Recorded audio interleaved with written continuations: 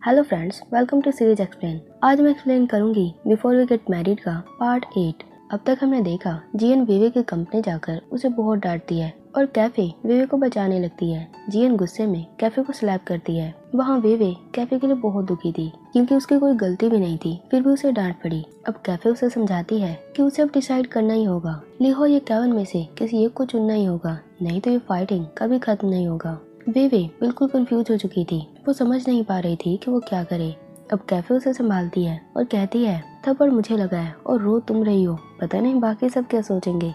आगे हम जियन को देखते हैं जो जिटिंग के साथ थी। जिटिंग जियन को बहुत डांटती है कि तुम ऐसे कैसे कर सकती हो, ऐसे पब्लिक में हंगामा करना किसी की इमेज को खराब कर सकता है और तुम समझ क्यों नहीं रही। तुम अब केविन की एक्स गर्लफ्रेंड हो, सच्चाई को एक्सेप्ट करो। वहाँ जियन जिटिंग की बात नहीं मानती और कहती है मैं आज भी उसकी गर्लफ्रेंड हूँ, मैंने जो किया उसका मुझे बिल्कुल भी पछतावा नहीं और मेरे ख्याल से शायद मैंने गलत इंसान को स्लैप किया है। जियन अब विवे और कैफे दोनों से बहुत नफरत करती है, लेकिन उसे अभी भी शक है कि जरूर विवे ही वो गर्ल है जिसे केविन लाइक करता है। उधर विवे और कैफे अपने टेबल पर जाने लगती है। वहाँ सारे एम्प्लॉय अभी भी बस जियन वाली बातों को डिस्कस कर रहे थे कि विवे और कैफे में से केविन के साथ कौन था। कैफे ने साफ साफ बोल देती है कि मैं ही केविन के साथ थी, विवे ने कुछ नहीं किया और मैंने कुछ भी गलत नहीं किया।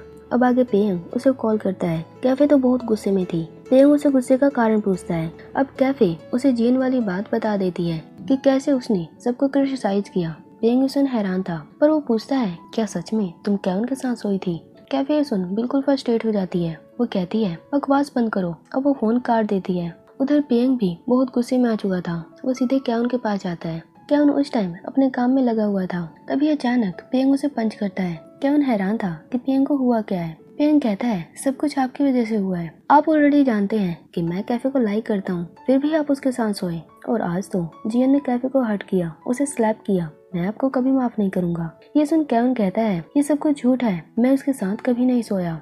अब केविन पेयंग को उसे माफी मांगने को कहता है, पर पेयंग उसे सॉरी नहीं कहता। अब गुस्से में केविन पेयंग को वहाँ से जाने को कहता है। वहाँ विवे केविन को मैसेज करती है कि आज शाम हम अपने ओल्ड प्लेस में मिलेंगे। अब शाम हो चुकी थी। केविन बूथ के पास पहुंच चुका था और विवे उसके दूसरी साइड खड़ी थी। केविन विवे के पास जाना चाहता था, पर विवे उसे कहती है मैं दूर से ही बात करना चाहती हूँ। आगे विवे उसे कहती है प्लीज मुझे भूल जाओ, मैं अपने सेल्फिशनेस के कारण जियन को, कैफे को, ली हाओ को किसी को भी हर्ट नहीं करना चाहती। केविन वहाँ विवे से माफी मांगते हुए कहता है कि तुमने कुछ भी गलत नहीं किया, जियन को मैं समझाऊंगा, वो आगे से ऐसा कुछ भी नहीं करेगी। पर विवे उसकी बात नहीं सुनती और ये कहते हुए वहाँ से जाने लगती है कि आज से हम अजनबी होंगे, हमारे बीच जो भी हुआ उसे भूल जाना, मैं किसी को धोखा नहीं देना चाहती।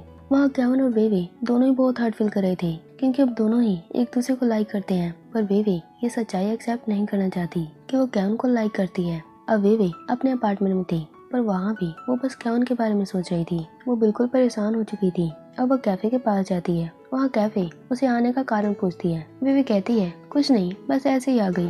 विवे का बिहेव थोड़ा बदला हुआ था। कैफे कहती है क्या तुम्हारा ब्रेकअप हुआ है, क्या तुम केविन से मिली थी। विवे कहती है हाँ मिली थी, पर ब्रेकअप किस बात की, हम साथ में कब थे।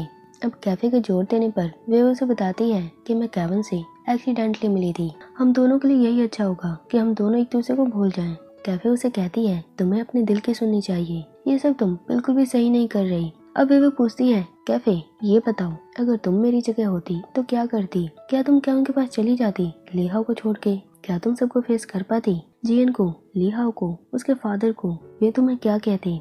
कैफे से साफ साफ बोलती है कि बाहर में जाए वो लोग और उनकी बातें, मैं तो अपने दिल की ही सुनती और केविन को ही चूज करती। अब विवे उसे समझाती है कि कैफे मेरे अंदर तुम्हारी जितनी हिम्मत नहीं है, मैं ऐसे ही कुछ डिसाइड नहीं कर सकती, मुझे उन सबकी फीलिंग्स की चिंता है। विवे ये सब कह तो रही थी पर वो बस केविन के बारे में सोच रही थी। कैफे उसे कई बार कहती है कि केविन उसके लिए बेस्ट है, पर विवे नहीं मानती और कहती है मैं और केविन अब स्ट्रेंजर हैं, मैं उसे हमेशा अवॉइड करूंगी। कैफे कहती है भरोसा तो नहीं है तुम पर, फिर भी ऑल द बेस्ट इस चैलेंज के लिए। अब वे ड्रिंक करने लगते हैं। नेक्स्ट टाइम देखते हैं कि पेयंग किसी का वेट कर रहा है। तभी वहाँ कैफे आती है, यानी पेयंग कैफे का इंतजार कर रहा था। वो कहता है कैफे तुम्हें ज्यादा चोट तो नहीं आई ना। वैसे जियन ने वो सब जानबूझकर नहीं किया था। पेयंग कैफे के लिए चिंता में था और जियन की तरफ से वो माफी मांग रहा था। कैफे उसे डांटने लगती है और वो बहुत ही जल्दी में थी, वो वहाँ से जाने लगी थी। तभी पेयंग उसे कहता है कैफे भले ही तुमने केविन के साथ एक रात बिताई हो, फिर भी मैं तुम्हें बहुत लाइक करता हूँ। कैफे सुन गुस्से में आ चुकी थी। वो उसे जोर जोर से बोलती है कि सबके सब पागल हैं, कुछ भी सोचने लगते हैं। मैं कितनी बार बताऊं,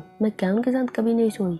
ये सुन पेयंग अभी भी कंफ्यूज था। उसे कैफे की बातों पर अभी भी शक हो रहा था। आगे पेयंग लिहाओ के पास जाता है। लिहाओ उस टाइम अपनी कंपनी में था। पेयंग उसे कैफे और जियन वाली सारी बात बता देता है। अब रात हो चुकी थी। लिहाओ और वेवे अपने अपार्टमेंट में थे। वहाँ लिहाओ वेवे को बताता है कि पेयंग ने उसे क्या क्या कहा था। अब लिहाओ कैफे के कैरेक्टर को जज कर रहा था, क्योंकि कैफे का हर रोज एक नया बॉयफ्रेंड होता है। लिहाओ वेवे को कैफे से दूर रहने को कहता है, क्योंकि वो सोच रहा था कि कहीं कैफे के कारण लोग उन्हें गलत समझेंगे, उनका रेपुटेशन कम हो जाएगा। वेवे उसे साफ साफ मना कर देती है कि मैं ऐसा कुछ भी नहीं करूंगी। कैफे मेरी बेस्ट फ्रेंड है और वो ऐसी बिल्कुल भी नहीं है जैसा तुम सोच रहे हो, और लोगों की बातों से मुझे फर्क नहीं पड़ता। अब आगे वहाँ दोनों आर्गुमेंट करने लगते हैं। लिहाओ को डर था कि कहीं कैफे के कारण उनके रिलेशनशिप में दरार ना आ जाए, और बेबी उसे डांटती है कि तुम चेंज हो रहे हो। मेरे कितने सपने थे, हम दोनों साथ में कई मेमोरीज बनाएंगे, पर तुम तो हमेशा गायब रहते हो, अपने काम में इतने बिजी रहते हो कि तुम मुझे भूल चुके हो। मैं तो अब तुम्हारे एक मैसेज का भी वेट करती हूँ।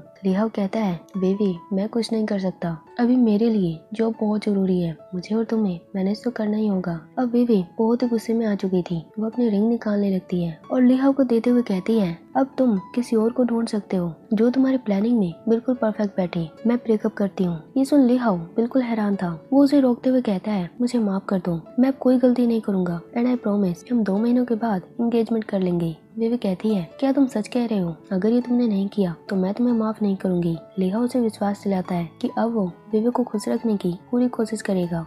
अब नेक्स्ट डे हम केवन और जिटिंग को देखते हैं, जो जियन के लिए चिंता में थे। केवन बार बार जिटिंग से माफी मांग रहा था। अब जिटिंग उसे कहती है कि जियन मूव ऑन कर ले, उसका एक ही तरीका है, आप उसे फैमिली मेंबर की तरह, फ्रेंड की तरह जैसे भी ट्रीट करते हैं वो सब छोड़ दीजिए। मेरा और जियन का जो भी खर्चा उठाते हैं उसे भी बंद कर दीजिए, तभी वो आपको भूल पाएगी और किसी को इससे कोई परेशानी भी नहीं होगी। केवन ये सब करना तो नहीं चाहता, पर जिटिंग कहीं न कहीं ठीक कह रही थी। अब केवन अपने घर पर था और किसी कंफ्यूजन में पड़ा हुआ था। तभी वहाँ जियन उससे मिलने आती है। वो केवन के लिए बहुत सी डिश लाई थी जो उसके फेवरेट है, पर केवन को उसका आना बिल्कुल भी अच्छा नहीं लगता। अब आगे क्या होगा नेक्स्ट पार्ट में देखेंगे।